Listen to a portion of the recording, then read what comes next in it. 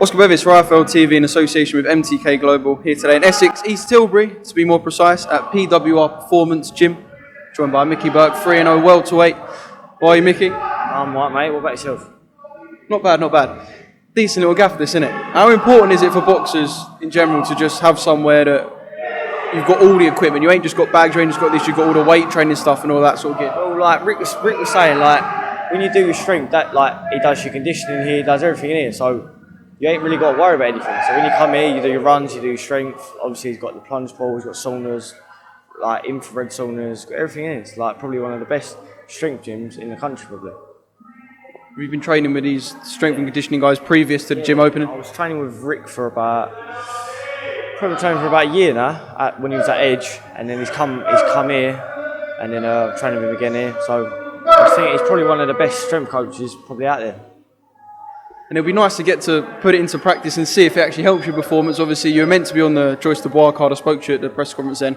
So early on in your career to have, I won't call it a setback, but it's sort of a setback for the whole of boxing. Yeah, a bit of a strange one, wasn't it? Yeah, it's a bit of a strange one, but as you say, I'm only young, so it does affect me, but it don't really affect me at the same time. Obviously, I can still bounce back, and I'll be fine. To be fair, like a bit of ring rust probably for the first round, but after that, I'll be sweet. Will it be like having your debut again, do you reckon? No, it'll be weird because I think I've got a fight and it's no fans. I think that'll be weird, but then the wild one's back to public again, so it'll be back to normal. I think everyone will be a little bit nervous going in and having your fight. But we're all fighters at the end of the day. Been fighting for years, so it won't really bother me, to be honest.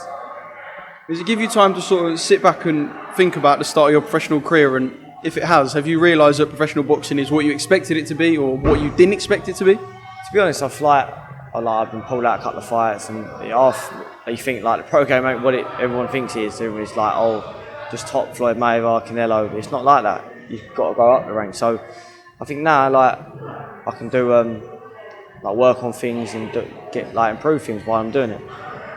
Did you have to do any graft over this time? Because I know a lot of boxers, especially ones who won't be earning the big bucks at the moment, had to go out and actually graft to earn money because financially it weren't obviously the easiest time.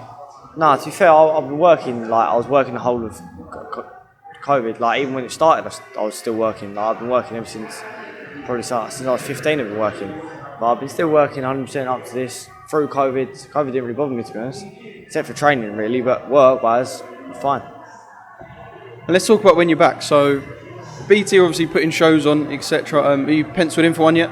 I think they said I'm one in September, but people a few of them been put back. But so. I'm just ready, really. Whenever, if you give me 5 weeks, 6 weeks, I'll get the weight down. Boom. The only thing I'm always fit. I'm always ready to fight. It's just obviously every fight is the weight thing. I get the weight down, I'm fine, really. So whenever. So obviously you've got guys near like Archie who would probably be considered by BT one of their biggest assets because he's got the WBO European belt, looking to climb the world rankings. When you've just started out like yourself, I can imagine that BT perhaps at the moment would put you lower down the pecking order to get you out because it's not urgent, if it makes sense. Yeah, obviously, they're the big fights, and where it's on telly now, they want the big names on there, so you can understand your thing. But whenever they say I can fight, I'll just turn up and I'll do what I've got to do. But I understand the program and that, what happens and stuff. So yeah, I'm pretty understand what's going on. And when you do what you've got to do, will it still be at welter? Yeah, 100%. I think Al won't let me go like middleweight. He won't let me. But I reckon one day eventually I might be a light middleweight. I think I'm still growing. I'm only 19, so I've still got time to grow. So I might end up a light middleweight, I'm not sure. I want to talk a little bit about something that relates to you, but I've done a little bit of shit stirring the other day. Interviewed Conor Ben, got him mouthing off about Florian. Obviously, Florian's someone that you've actually sparred with. You haven't said this to our channel before, but I know that you've sparred with Florian and it got a bit heated. Yeah. You sparred with Conor at all, and if so, how do you see them two going if they do meet? I've never sparred with Conor. I've been in the same. My mate Shaq sparred Conor. I think, to be honest, I think Conor beats Florian. To be honest. I think Florian's awkward for a round or so, but then once you find him out, that his style is not as awkward as you think. 12 rounds is a long time. So I think Conor's got the experience, obviously, what's he done, blah, blah, blah, but I think he beats Florian. Because Florian does seem like, obviously, a tough kid, Albanian, so he's going to have a bit of heart about him. Tell us a little bit about that sparring.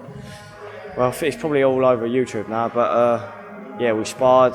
He's basically he come in with a bad attitude. He was late, an hour and a half late, wanted to get in the spar straight away. Blah, blah, blah. Took his head guard off. He didn't want me to hold. He didn't want to do this. He didn't want to do anything else. And then he pushed me, like he kept pushing my head down and hit me like as he pushed my head down, he hit me around the back of the head, blah blah blah. And then in the end, I just got the raving up and just took my gloves off, and I just went, I said it's coming in, and he just absolutely melted it. So he's not as hard as everyone thinks he is. Hate to see that one. The welter division, obviously, domestically is pretty strong actually. It's not just Conor and Florian. I mean, I know he was chucking Ashley Fearfane about, but if you look at the guys up and coming, Michael McKinson, loads of other names in there, who do you sort of see as the top of the domestic pile without obviously reaching towards your Amir Khans and Josh Kellys, who seem to be above that domestic level?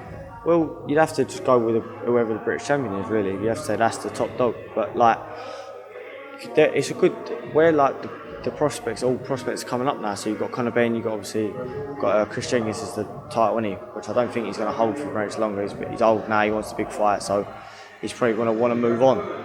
But I reckon like the round at European level, like Britain's coming up now. I think Britain's the new coming up. Like we've got heavyweights, got every single weight. We've got someone high up there.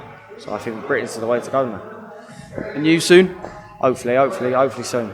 I just talk if I can't fight my way, I'll talk my way up there.